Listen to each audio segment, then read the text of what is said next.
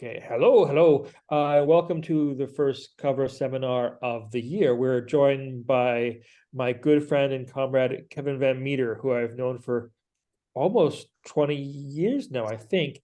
And rather than doing the usual thing of listing a long list of titles and credit to publications, I'll just say one of the things I like about Kevin most, it's always been the case I've known him, is a person who's always doing stuff, whether it's organizing a DIY punk space in Long Island or organizing a military research campaign or labor organizing. You're always doing something. And that's what I like most about your work in writing, is it's coming not from a place of like, I went to the library, read a lot of books, which you probably do as well, but coming out of basically the stuff you're doing. Yeah. And so for today, we're going to have a chat about some stuff that happened a while ago, but maybe in a way that connects it to some things that are happening or things happening more presently, if that makes sense. Is that cool? Sounds good. Should I take it away? Yep. Hand over. Wonderful. So my name is Kevin Van Meter. I use he and him pronouns. I'm currently a teaching fellow in what we're calling the Scontras Center for Labor and Community Education at the University of Southern Maine. If you haven't heard that name before, it's not surprising, partially because you all are a couple thousand miles in the and a few hours later than I am currently.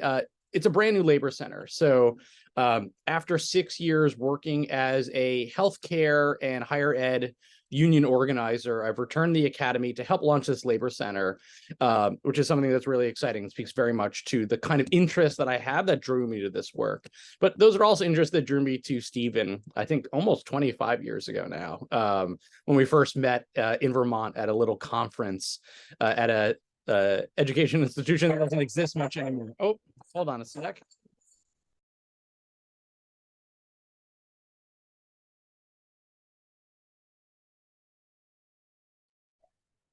And we are living in the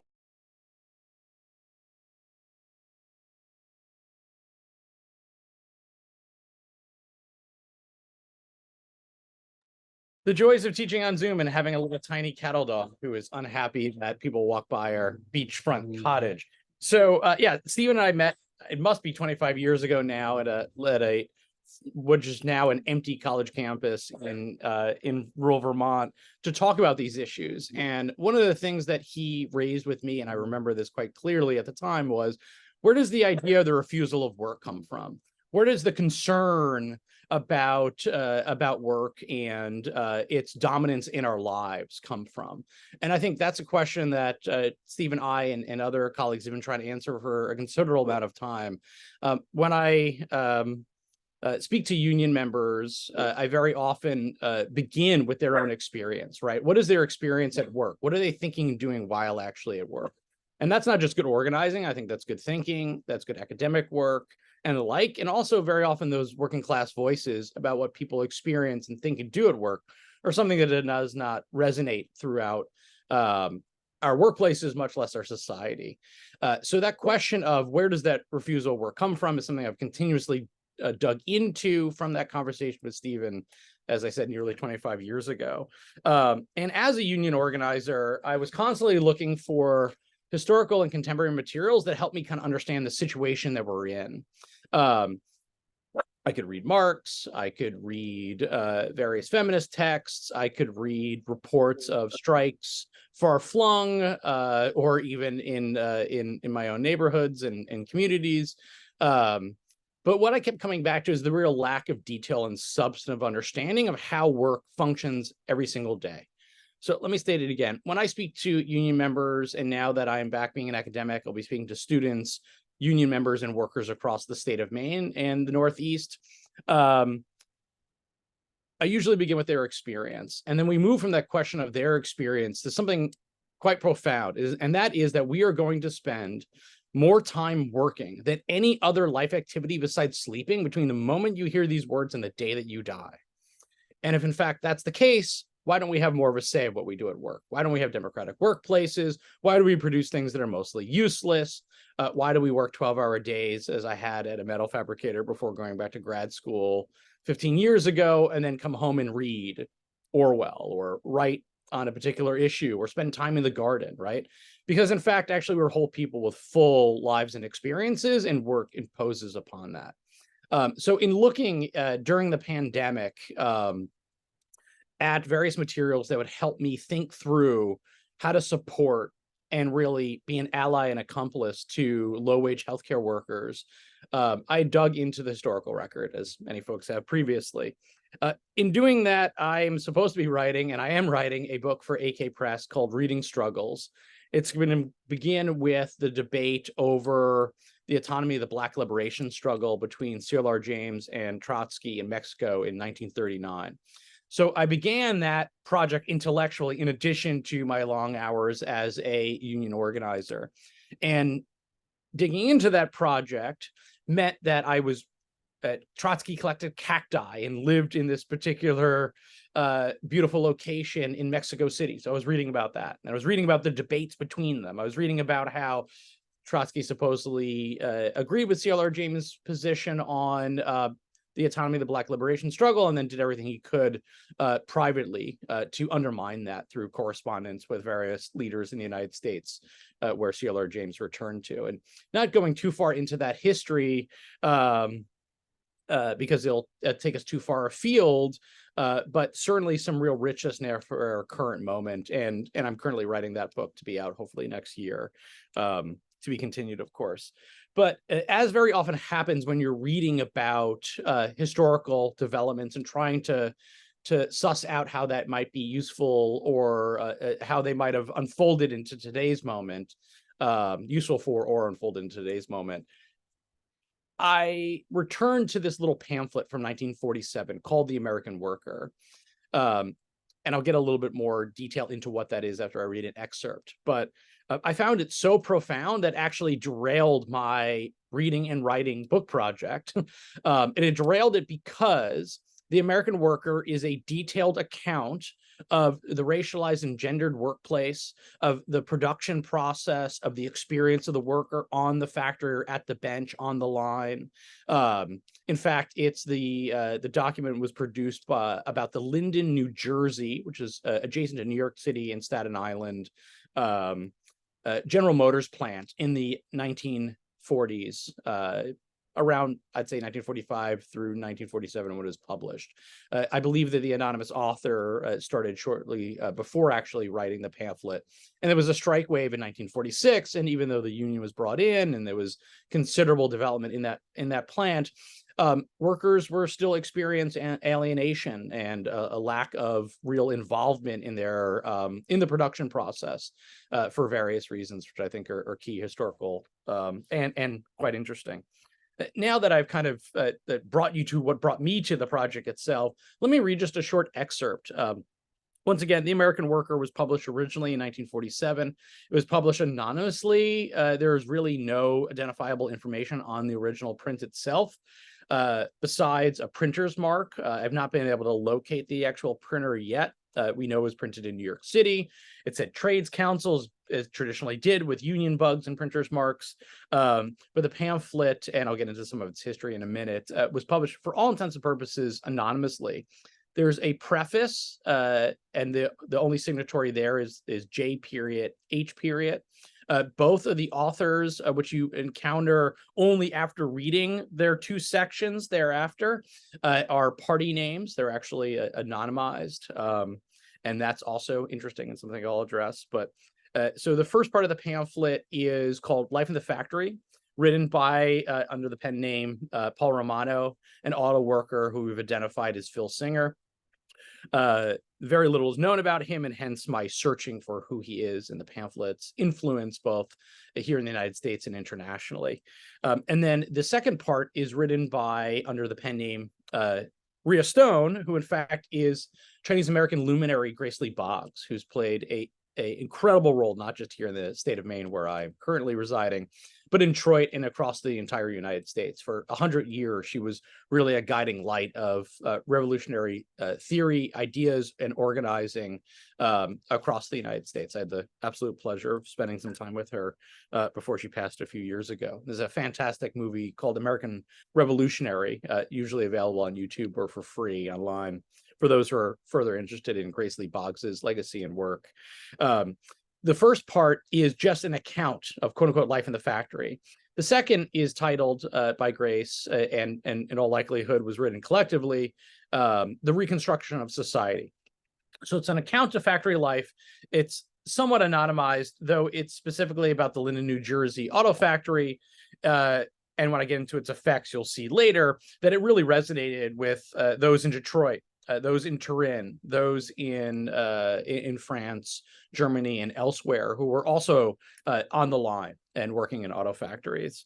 But I want to read a little from Romano because I think it's quite profound and really gets to what he's trying to accomplish. All this material is available free online, of course, too, for those who are so interested. I'll drop it in the chat later.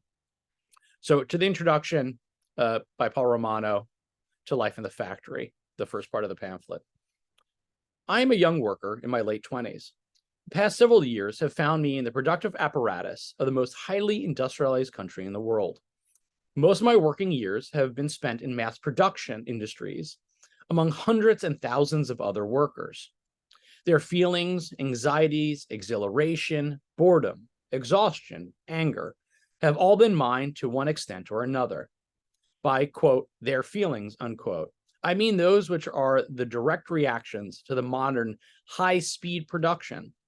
The present finds me still in a factory, one of the giant corporations in the country. As I said, he doesn't note it here, but we're quite certain that it's the Linden, New Jersey General Automotives plant, which was a considerably large plant in that region at the time. This pamphlet is directed to the rank and file worker, and its intention is to express those innermost thoughts, which the worker rarely talks about, even to his fellow workers. In keeping a diary, so to speak, of the day-to-day reactions to factory life, I hope to uncover the reasons for the workers' deep dissatisfaction, which has reached its peak in recent years and has expressed itself in the latest strikes and spontaneous walkouts. So a couple things on that. The latest strikes and spontaneous walkouts were taking place not just in the United States, but across the world in the auto sector during these years. There was a major strike wave at this particular plant just a few years prior to his arrival, and then actually, in all likelihood, when he was arriving. He also notes, in keeping a diary, so to speak, of the day-to-day reactions to factory life, we know, and I mentioned earlier, C.L.R. James, the great Trinidadian Marxist thinker, actually suggested to Romano, to Phil Singer, that he keep a diary of the day-to-day reactions that he was having to his experience in factory life, to conversations he was having, and from the little we do know, that diary was used as a source document for the writing of this pamphlet, or the writing of his section at least. The rough draft of this pamphlet was given to workers across the country. Their reaction was one. They were surprised and gratified to see it in print, the experiences and thoughts which they have rarely put into words, right? So two things on this. The rough draft of the pamphlet was circulated through the internal bulletin and the Johnson Forest Tendency. This pamphlet's publication history is interesting, which I'll comment more on in a second, but it was given to workers across the country through this internal bulletin of a small Marxian organization here in the United States, and they did have members in Canada and elsewhere. And that bulletin was circulated to members who were both workers, intellectuals, and then they were shared, from our understanding, in study circles, right? So this pamphlet in two forms, a section from Romano's and a section from Maria Stone's, circulated in early 1947 in the spring and summer, and the pamphlet then appeared in the fall.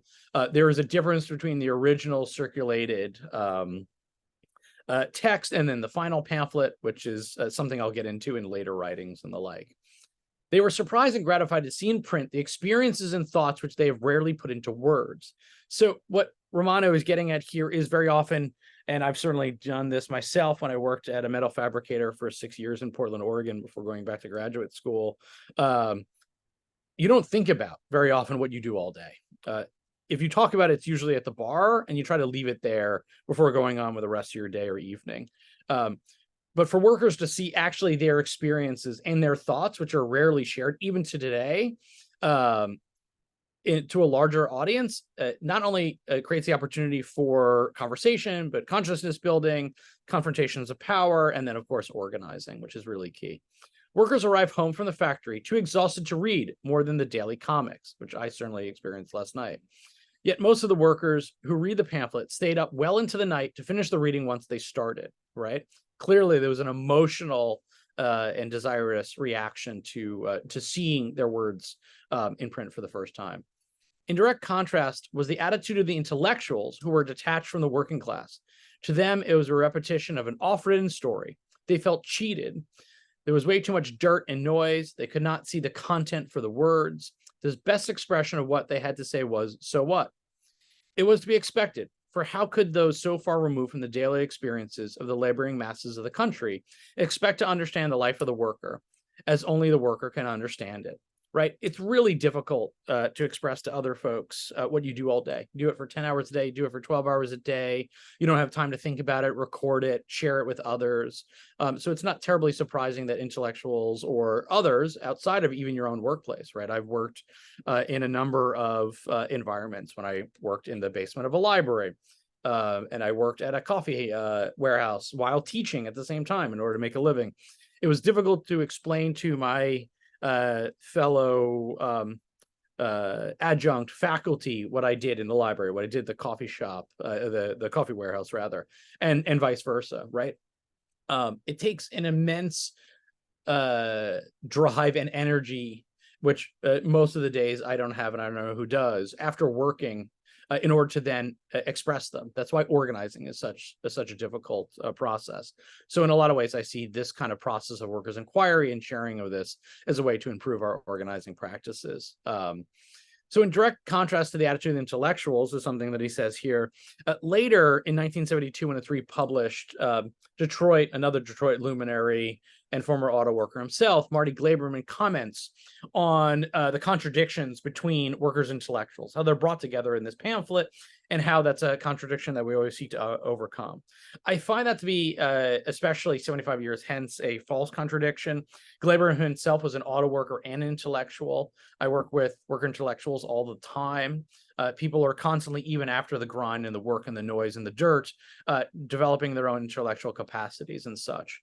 But that certainly was a concern that Glaberman expressed. There's certainly, and I experienced this as someone just recently returning to a college campus, contradictions and conflicts between the assumptions, presumptions, inclinations, and lack of understanding of what working people will do all day from those on campus. And then certainly very rarely do intellectuals, and that's why I appreciate Stephen and his work and this conversation we're having and will be having, is that it lays bare some of those actual processes of producing intellectual work. And then he says, finally, and this is, I'll conclude this particular reading here, I'm not writing in order to gain approval or sympathy of these intellectuals for the workers' actions. I want to instead to illustrate to the workers themselves that sometimes when their conditions seem everlasting and hopeless, that they're actually revealing by their everyday reactions and expressions that they are the road to far-reaching change. This is not just, I think, an important intellectual, scholarly, or historical issue, but actually an organizing principle. It's only when that people see themselves as part of something larger than themselves, that they see that their everyday reactions and expressions to being exploited at work, to being demeaned by their boss, to having very little say on the job, to being discriminated against, to getting low wages, et cetera, that they're not alone, that they can then start organizing workers' organizations and unions and begin on that road to far-reaching change. So I'm going to stop reading Romano there. I began this search in a lot of ways because I wanted to know more about this pamphlet. I wanted to know more about where its influence was, who wrote it, why they wrote it, et cetera, et cetera. This point about what the workers are thinking and doing, I think, is really key. I am now doing a workshop on first-person narratives of work and workers' inquiry in order to gain what workers are thinking and doing. What are workers thinking and doing at Starbucks before they organize? What are workers thinking and doing at Amazon? Or what are workers thinking and doing in the contemporary auto plants across the United States that are striking? I think what they're thinking or doing is profound, it's interesting, it's important, and it's vital to understand in order to actually organize. Too often, the left, at least here in the United States, and the labor movement in general, they'll produce 500 words, 1,000 words, even book length treatment about this wave of strikes or that wave of strikes or this organizing campaign or that organizing campaign, but actually understanding how the work site work itself is organized by capital in order to exploit as most efficiently as possible your labor power, your intellectual capacities and the like while on the job is vital to understand and to circulate those struggles elsewhere. Yes, I could be working at a coffee shop and hear about Starbucks workers organizing. And I might get that like initial impetus to be excited about that actually we could have dignity, respect, and better wages and a say on our jobs if we organized. But that doesn't provide us a real understanding of the lessons, right? What's the landscape we're operating in and where do we need to go from there? Workers' inquiry and these kind of first-person narratives actually provide that understanding. And I think that's something vitally missing from our contemporary labor movement. What does the pamphlet then actually say, right? So as I said, there are two sections. There's a short preface in the original edition. Introduction was added in 1972 by Marty Glaberman, who republished it. Then, of course, there is the Life in the Factory, that detailed account, right? What are people experiencing? Who gets the worst and dirtiest jobs? Very often that's racialized. Who gets the lowest paid jobs? Very often that's gendered. What does it feel like to actually work on a line? How is it organized? How is it organized informally, right? Certainly the boss wants a job done a certain way. That's true of teaching. That's true of auto production. That's true of widgets. That's true of coffee, right? And very often that's not efficient or that's dangerous or that's not the best way to get the job done. And workers then self-organize a different way to actually spontaneously reorganize production to either make more widgets or make their life easier, depending if they're doing piecemeal work or hourly work, right? And one of the key things here is they go through that in detail. They document the spontaneity that's taking place. As I said, the union came in a few years earlier. So not only did they document their workers' relationship to the union, but also some of the ways in which workers themselves feel disconnected from the bureaucratic or authoritarian or problematic aspects of some bureaucratic trade unions. So in fact, not only are they documenting their own spontaneous actions against work, but they're also documenting them against the union apparatus itself. Well, later, and I speculate that Romano leaves the organization and this orbit because increasingly, almost at the time of this publication, intellectuals are taking a anti-union or ultra-left position, right? That actually all we need is spontaneity. All we need is these non-party forms or non-union forms in order to bring about revolutionary change. And Romano, in the last letter, in the last edition of the Johnson Forest Tendency Internal Bulletin, states, no, actually, we can't throw the baby out with the bathwater. There's problems with the unions, but it is defending and gives us mechanisms to actually fight back or defend our jobs. And I've experienced that as well, right? Without that, you directly confront capital, the boss. At least even the worst union contract gives you at least some limited protections to expand and organize. And I think the suggestion there is don't get caught up in the bureaucratic apparatus of the union itself. So it actually starts these conversations, which are still playing out, certainly played out through 68, 69 and thereafter, but are certainly playing out. Now, the second half of the pamphlet, as I said, under the pen name Rhea Stone, Grace Lee Boggs writes about the alienation in factory life, right? Drawing on Romano's account and presumably other accounts as well. What's interesting about that is that Grace translated for the first time into English, also published in 1947, so clearly on her mind at the time, Marx's economic and philosophical manuscripts. So at the same time that they are writing and producing this pamphlet, the concept, Marx's concept of alienation, enters into the English-speaking world, at least from what we can tell, for the first time. That is very present in the text itself. So there are two pieces of Marx which Grace draws on, I think, that are profound for this and for the contemporary history of the pamphlet itself and its use. The first is Marx's concept of alienation. The second is Grace and her little cohort of people who produced this pamphlet actually, in fact, had read the first translation of Marx's Workers' Inquiry into English in 1938. It was published in a socialist publication with which they were associated. She cites both of these in her writing. What I found pretty fascinating is, unlike thereafter, when radicals here in the United States, Marxists, others, encounter the concept of alienation or encounter the concept of workers' inquiry, that becomes their entire focus, right? It becomes the key which they use to unlock their entire understanding of the world. Instead, what Grace does is brings in the concept of alienation in its 4 points and the idea of workers' inquiry, and tries to say, how does this expand our conceptual apparatus and understanding of factory life, right?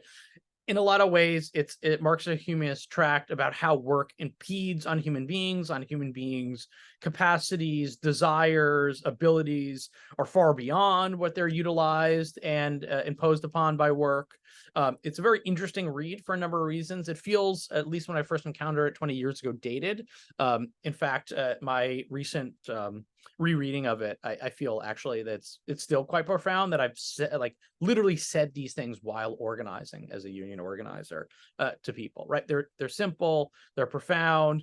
The hope is to move people to action, to get them to think about their actual what they're doing all day and the like. So there's 2 Marxian concepts that comes in through Grace to this pamphlet. Now, who published it and what else did they do? So interesting enough, this time period, which is about a year, a little less than, Johnson Forest Tendency is part of a particular party formation here in the United States, left Trotskyist party. They leave, they have this independent period. They write 12 bulletins on a weekly basis. They produce a series of pamphlets, one of which is the translation of Marx's economic and philosophical manuscripts. Another is the Invading Socialist Society. Another is the American Worker, right? And when the American Worker appears in 1947, there's no Johnson Forest Tendency. It's not listed. There's no address. There's no phone number to call. There's no way to get more copies of it, right? Even in the preface, they mention Romano by last name only, not by his first name.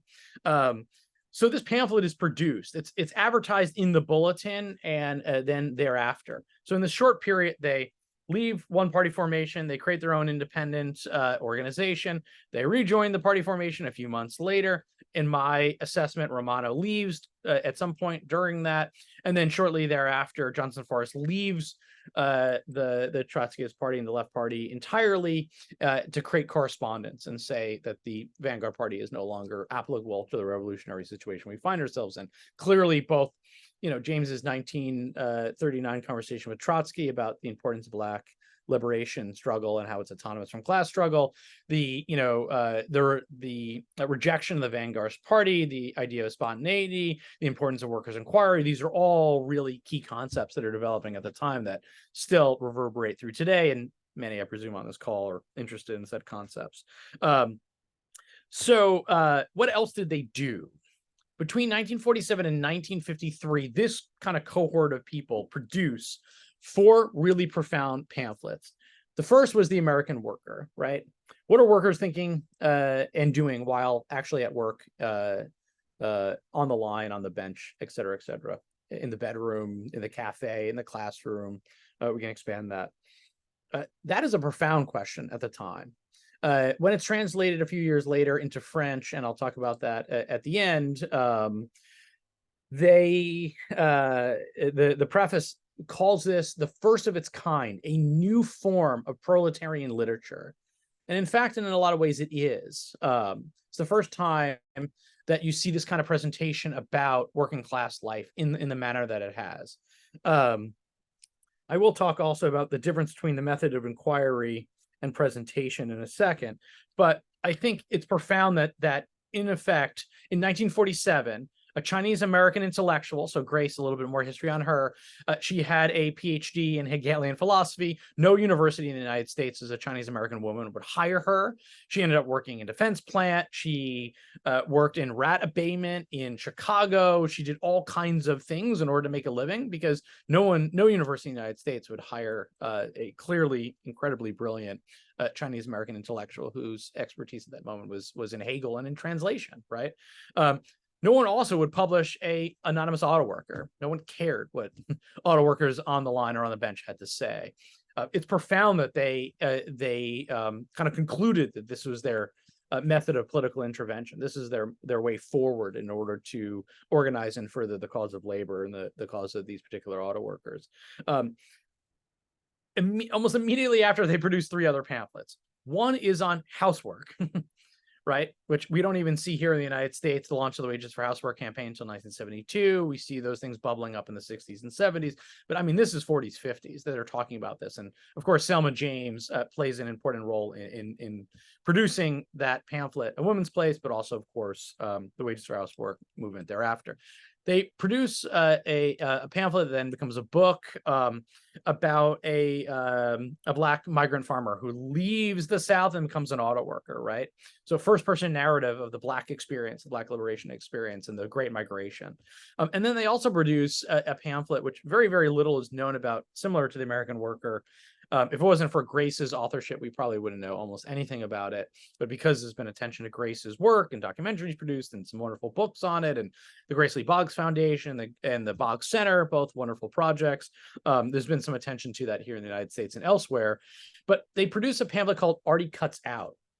Now, its authorship is not entirely clear. My dear friend Craig Hughes out of New York has done pretty much the only work on this and has printed some of this on his blog. But Artie Cuts Out is about truancy. It's about a student strike.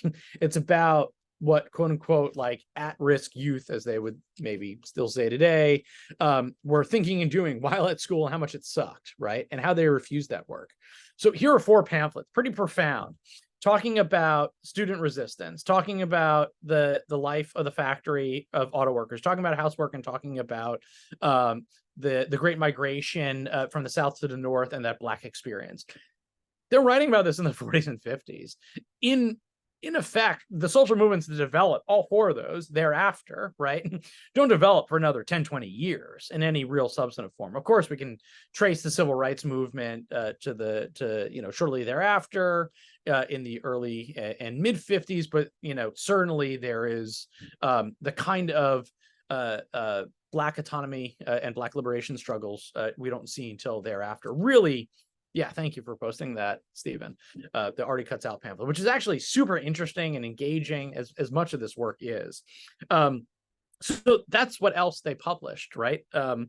So a little bit more about the publication history, and I think this will interest especially those on the other side of the pond, so to say. The pamphlet was originally published in 1947, right? As I said, it was published by the Johnson Forest Group, printed in New York. I don't know how many copies were made, but they were somewhat limited.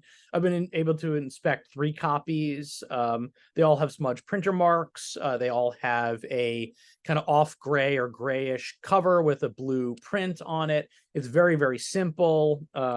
Besides a few adverts in the internal bulletin, which I can't imagine circulated very widely of the Johnson Forest, it really didn't circulate considerably thereafter. Now, it was translated in 1949 into French with some level of introduction. And then it was serialized in the first couple issues of Socialism and Barbarism. For those not familiar, Socialism and Barbarism is a similar left Trotskyist formation that then leaves that orbit, rejects the vanguard party, focuses on how bureaucracy has centered itself in all of modern life, talks about spontaneity of the workers, the importance of worker-student relationships, and socialism and barbarism in a lot of ways is vital for not just understanding the auto worker struggles in France and the United States at that time, as those are circulating. This pamphlet is part of that circulation, but also developments in left and revolutionary movements in France into May 68 and then thereafter. It is translated then in 1954 and published in Italy.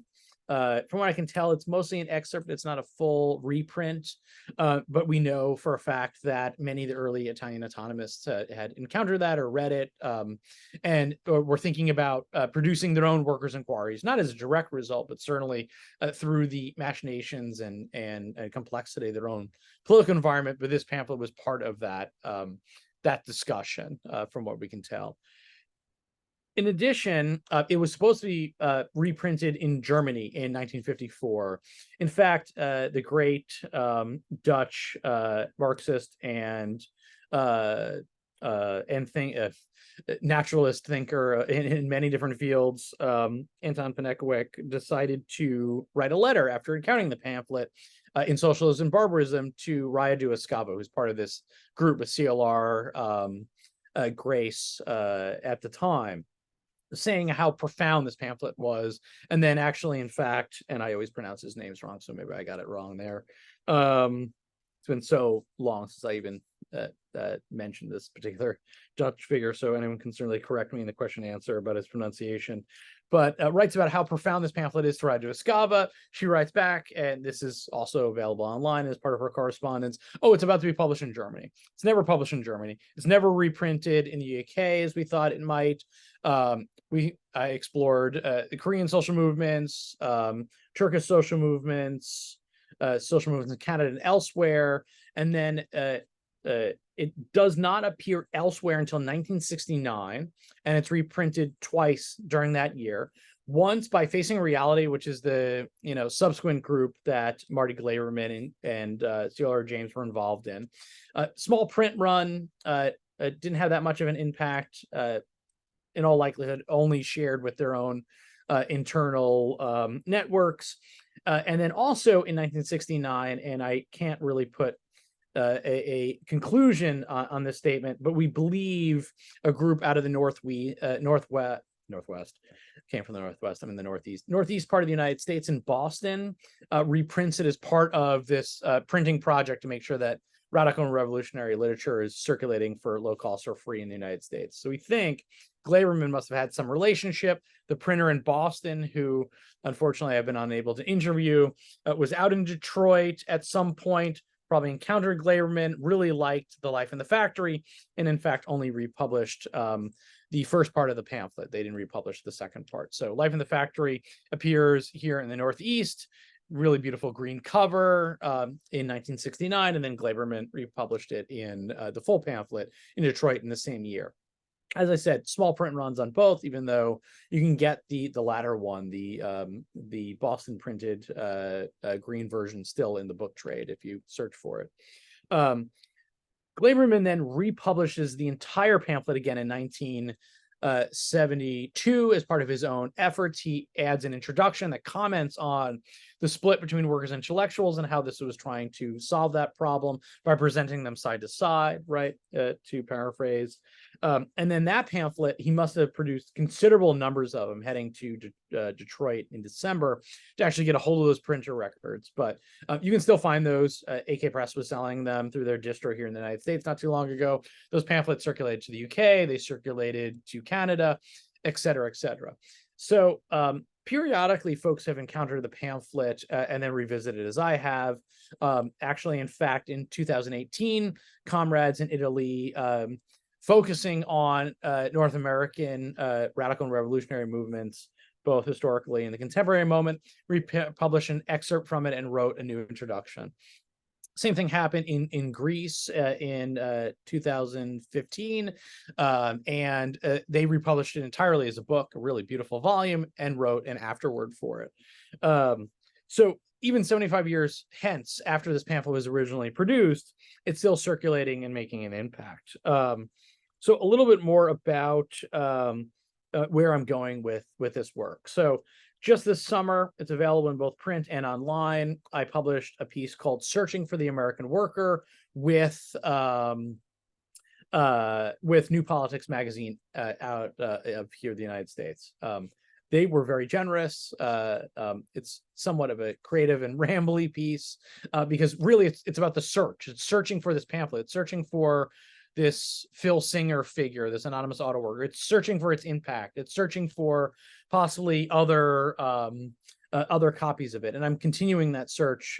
In fact, I'll be heading to New York in November to the archives, and then, of course, as I mentioned, to the archives of both the printers, the UAW. It was a UAW union that Phil Singer was a member of in Linden, New Jersey, to get those records. I'm hoping to actually get a hold of the General Motors employment records to try to find more information about that plan at the time and this figure.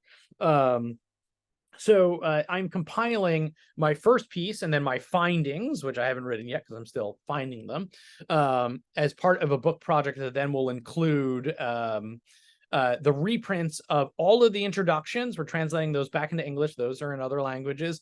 The original preface, the original circulated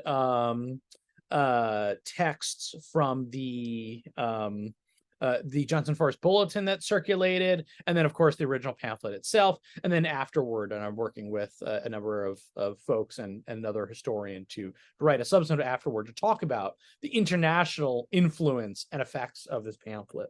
So that is of course always to be continued.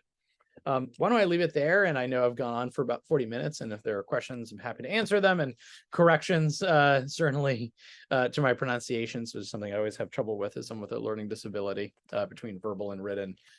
My apologies. So I don't know how you actually pronounce the name, but I like that Panacook literally means pancake. So I always call him Tony Pancake, but that's probably not the actual. But I have something to ask, but I'll wait to see if anyone has any sort of more meaningful, serious questions before I say something flippant.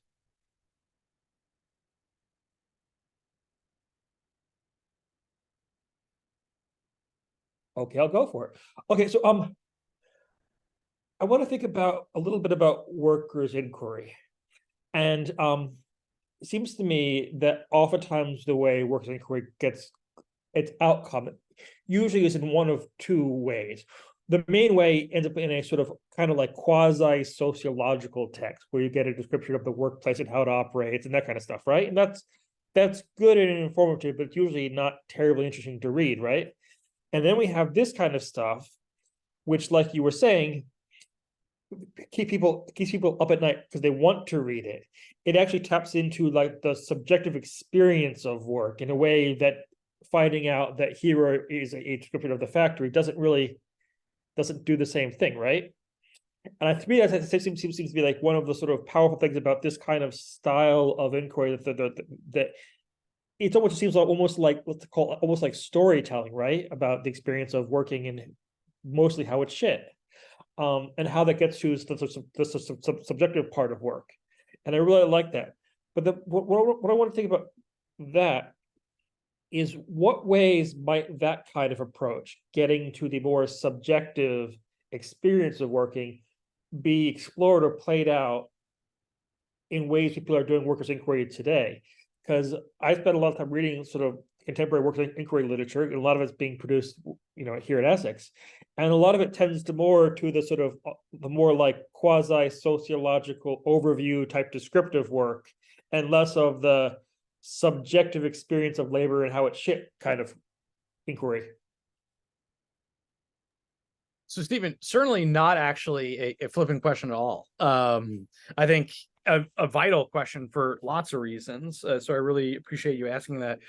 In my rush through things, I didn't fully comment, I think, and I referenced the difference between the method of inquiry and the method of presentation, right? So, and I talk about this a little bit in the article that Paul Romano, the pen name of Phil Singer, was suggested by, and we know this because of Grace's comments on it, suggested by CLR James that he should keep a diary of his day-to-day reactions to factory life, right? So you keep a diary.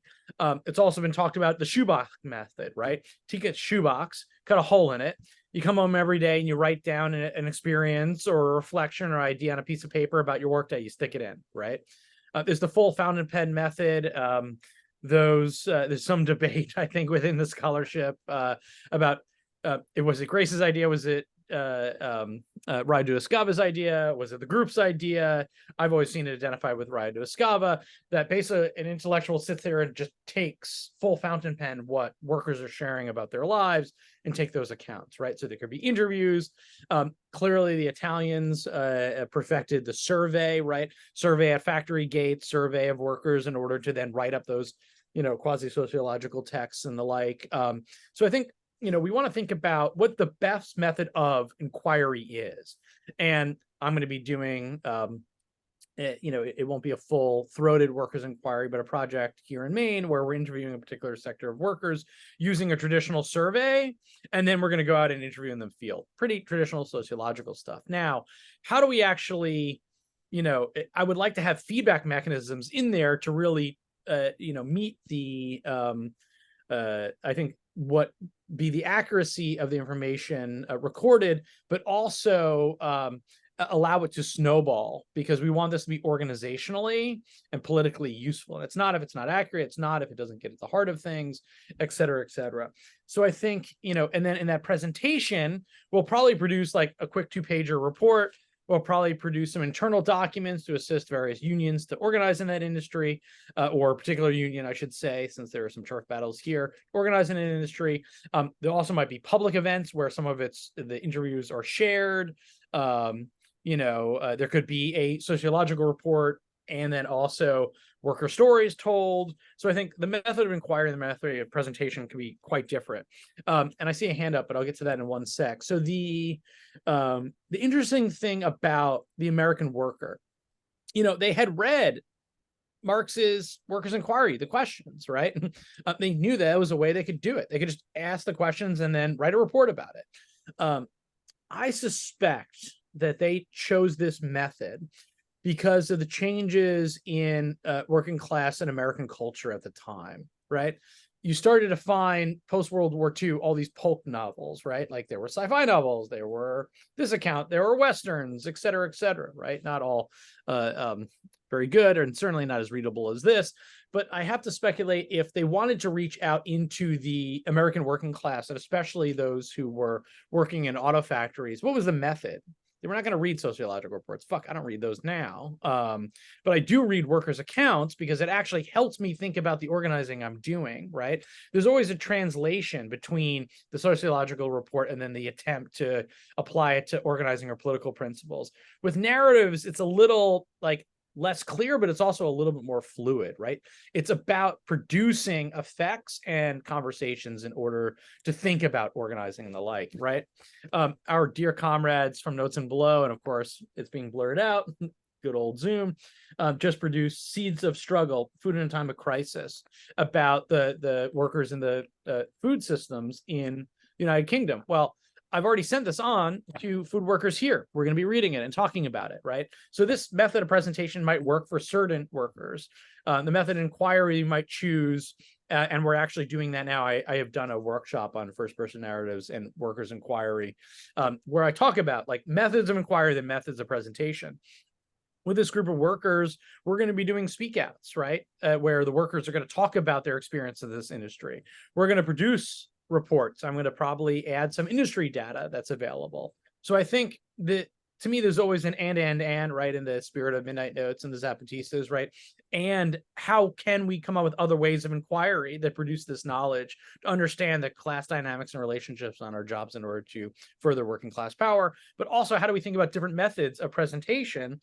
And while, as I said, I don't read sociological texts. I usually don't read them here in the US. I do read them by comrades or something, quasi sociological texts, because I find them a lot more interesting than most of the academic work out there. But I think that method of presentation is really important, that narrative storytelling as a way of creating effects and conversation among workers themselves is vital to extending working class power. So I see there's a question. Thank you. Oh, cool, a dog. Is that Benko? No, I thought this was a really sorry, can you hear me? Oh, right on. No, I thought it was really fantastic, and I really liked your last answer too. So this is more of like just, I guess, a kind of a question about that, about going further, is that I think that could we incorporate within the inquiry also kind of prefigurative ideas of what alternative workplaces can and are?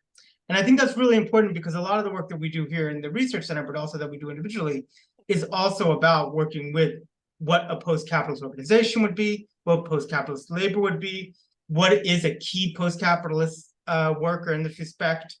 And I think that there is, interestingly, this kind of almost gentrification of this genre now that is often very much in the EU, I would say, in which, it's very much about, we're going to give these narrative stories of community development, but it's very much in this kind of social enterprise type of way. And it also lacks the richness, so that when it's actually read, it looks, even when it's interesting work, it often reads as a very formalistic, very kind of almost, liberal Pravda-esque ideas of like what an alternative could be. Where it sounds like the kind of multifaceted but also very affective and narrative type of thing that you're describing is something that could actually be a way in which to create a more radicalized but also empowering version of not just worker power as resistance, but worker power as new forms of radical management and value creation. I think some really, good and important, rich points there, and certainly well worthy of conversation here and beyond here. So I approached all this as an organizer, right? That was my initial training. Now, 27 years ago was the first time I was hired as an organizer, a community organizer. I've been a former organizer in the labor movement the last 6 years. One of the things that is like I am confronted with constantly is, and I think this is a good old autonomous principle, is not to try to lead the class from outside of it, right? Through political parties, unions, nonprofits, et cetera, that actually any future society, any organizing, any invading socialist society, to use a Johnson Forrest term, is going to come from the workers themselves, their own reflection on their work. As an organizer, very often, and I've never worked in healthcare, fucking terrible at that kind of stuff. I worked in healthcare for 4 years as a union organizer. I was clearly an outsider. What I was there to do was only provide the expertise which I could, which is reading of labor law, some basic organizing principles, some resources, et cetera, and I had to create the base which people could then organize from, right? Or reorganize from and the like. And those autonomous principles that I adopted as a late teen, early 20s about the autonomy of the working class, of the real need for the working class to lead its own unfolding revolution and own understanding, that invading social society, right, is present in the moment, and how do we expand upon it through process of organization, confronting power, confronting capital, knowledge production, and the like. I've never felt it as profound as I did when I walked into hospitals in the midst of the pandemic, because I don't know shit. Like, okay, PPE, I'll put it on. I don't know what it does. I don't know what these folks do all day, right? I don't know how to clean a COVID room. I don't know how to give a shot. I don't know how to take blood. I don't know how to do any of those things, right? What I do know how to do is have those conversations. And in order to then start to seed and talk about and discuss that invading social society, right? Those future ways of having more democratic workplaces and management, naturally comes from those conversations, right? Of like, oh, okay, here in the United States, we talk about workplace democracy. It's on the fucking front page of the AFL-CIO and SEIU, two biggest labor organizations in the country. It basically says, we believe in workplace democracy. Unions create workplace democracy. How? In what way? What, having a fucking committee where you make recommendations they don't take, right? I think it's actually embedded in these processes, the opportunity to so actually, no, we should actually not produce most of the fucking things we produce in the society. We shouldn't work all these hours as the United Auto Workers is currently proposing. You should have a actual democratic say. No, you don't fucking need your boss. Anyone who's done any collective bargaining has discovered that the boss doesn't know how the fucking job gets done, right? Their ignorance is on display for anyone who attends that bargaining session. And it's up to the members themselves, not me, because I don't know how the job is done, up to the members themselves to confront management and show that. So I think embedding those kind of practices, organizational and politically, in our inquiries is vitally important. And not only that, I think we have to be honest about what we are and what our politics are and what we're trying to accomplish, right? I was told when I started as an academic back in 2012, oh, you're going to be objective. Just don't share your politics. I'm like, motherfucker, these students are going to Google my ass and find out what I believe anyway. So why don't I just be clear about it and then be respectful of their different political positions, their different understandings.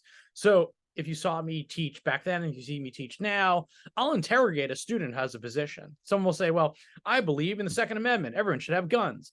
Why do you believe that? Right? And they'll make a statement and they're like, no, I came to that conclusion myself. Oh, you had no influence, the community you didn't grow up with, the median in landscape, the church you went to, and respect and understand how people have come to that understanding, sometimes through external forces, sometimes through some of their own volition. So respecting that is really, really key, right? Even when there's political disagreements, when you go out there and you organize in healthcare, it's not all Marxists and radicals and lefties.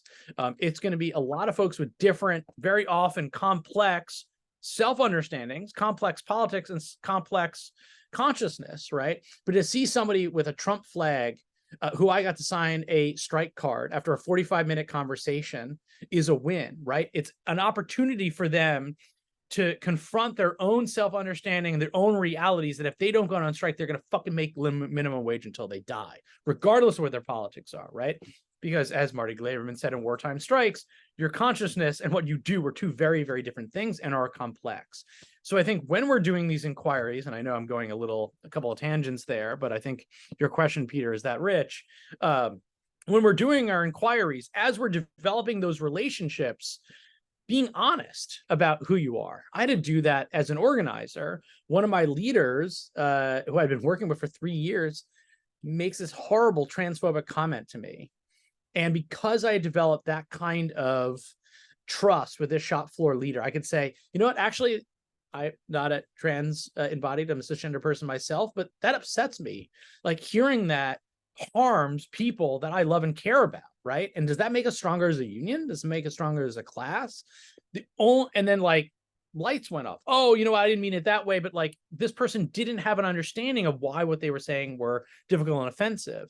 And if we confront that as, you know, part of an organizing process to address the divisions in the class, transphobia, homophobia, you know, gender differences in the workplace, racialization, if we confront that in the actual organizing process, we should be confronting that in the inquiry process and be honest about that we're doing that. Because people are fucking smart. They'll figure out, oh, you're trying to like come to this conclusion.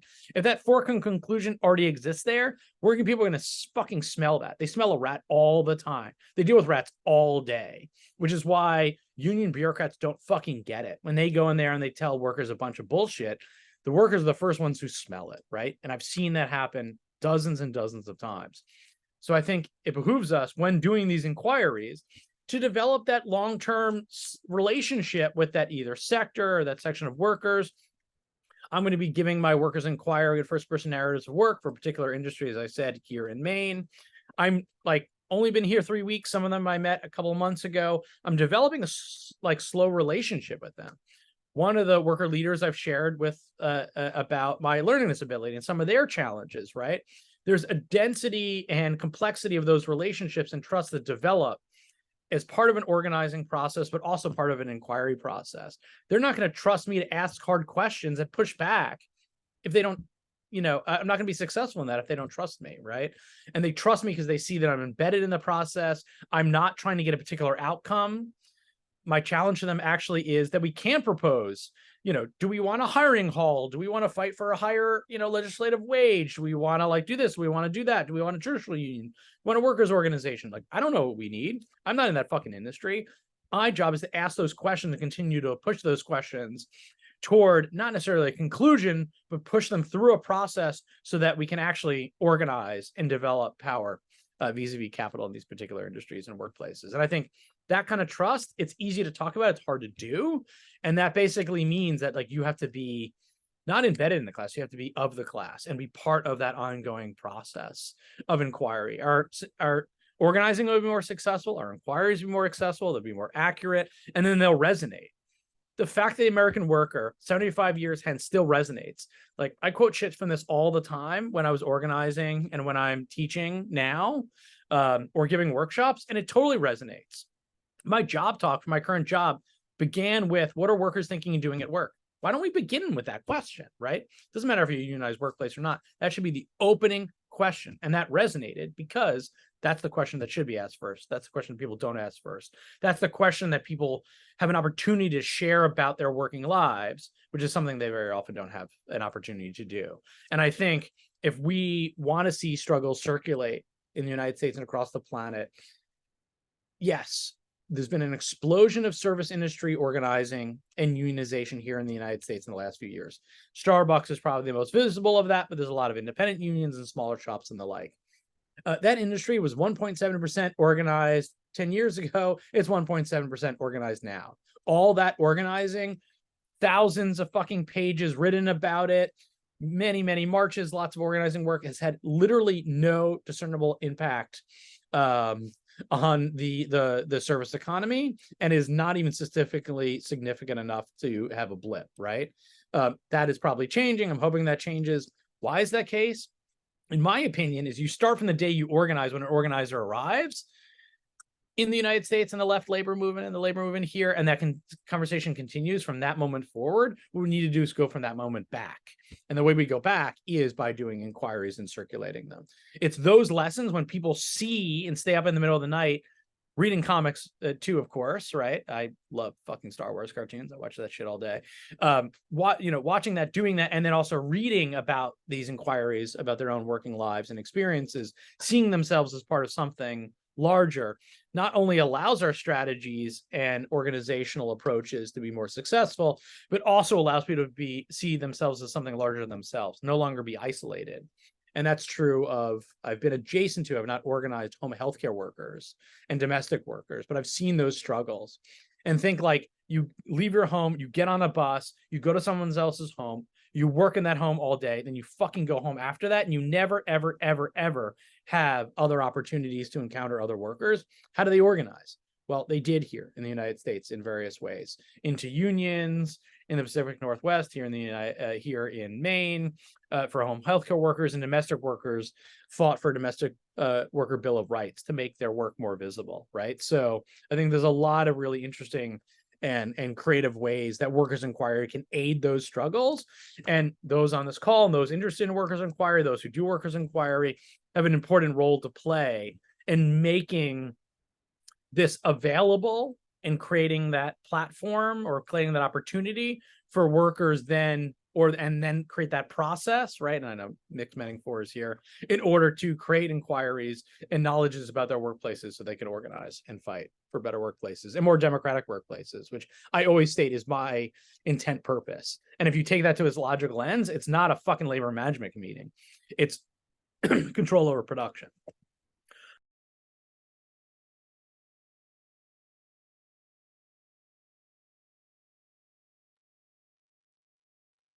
Oh, is there anyone else want about asking anything, or should we sort of call that a sort of a pause point in the formal proceedings?